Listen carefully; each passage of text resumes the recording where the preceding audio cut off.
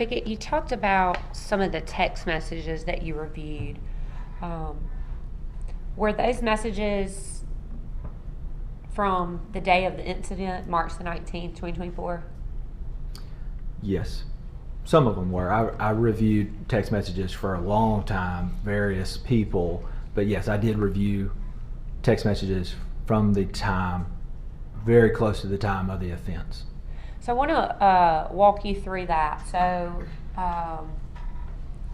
the messages that you review, can you kind of tell the ladies and gentlemen about why that was important in rendering your ultimate opinion? Yes.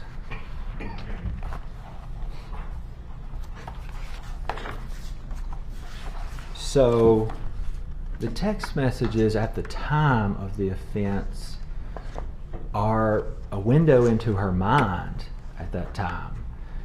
And having her words that close to the time of the offense is a pretty good window into her mind and what she was thinking and how she was doing at that time, in my opinion.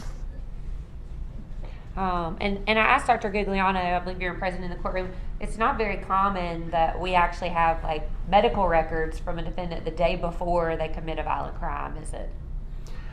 In experience, I'll have medical records related to somebody who's had a crime, but having it somebody do a exam the day before is pretty unusual, rare, not the typical norm. If I have that, I'm very thankful for it.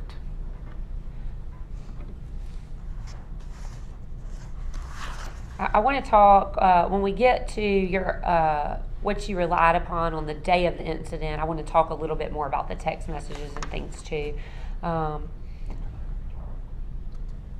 want to call your attention to something in your report where you talked about that Carly's responses seemed almost textbook perfect.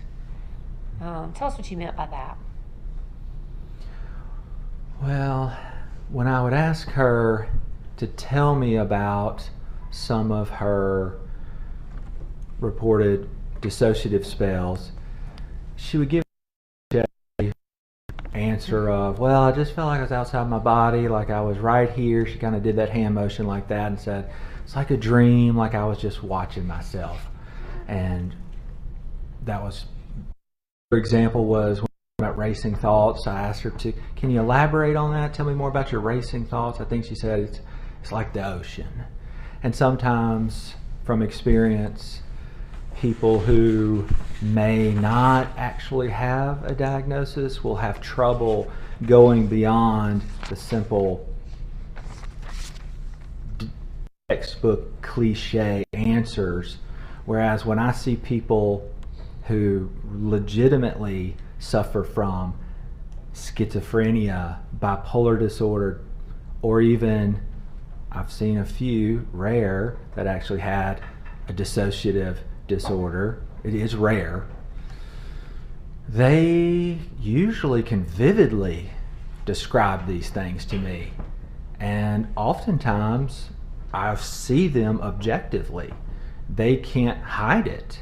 Sometimes they don't even have insight into it. And when somebody comes to me to the state hospital, I mean, it's hard to give a impression of racing thoughts, but these patients, they go from 0 to 100 and their thoughts are one after another, boom, boom, boom, boom, boom. And they may or may not connect, and their pressured speech, it's hard to get them to stop. It's very obvious when they're to that degree. If they're psychotic, it's even more obvious. In my opinion, you don't have to be a psychiatrist to recognize some of these things.